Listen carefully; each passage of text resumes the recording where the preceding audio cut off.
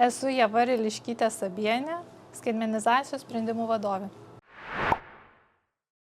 Neseniai bendravome su gamybos įmonė, kuri nori stebėti savo gamybos tarpinius produktus gamyboje.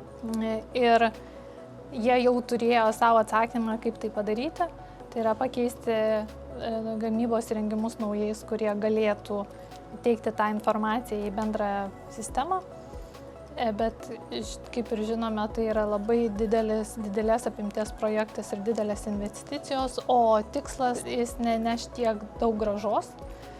Todėl jie yra sustabdę ir nesvarstę apie tai. Mūsų pasiūlymas buvo tiesiog prie egzistuojančios gamybinės įrangos pritaikyti tam tikrus IoT sprendimus, kurie net kartais kaina mažesnė negu, sakykime, planuotas didelis projektas ir tada gauti tą patį rezultatą.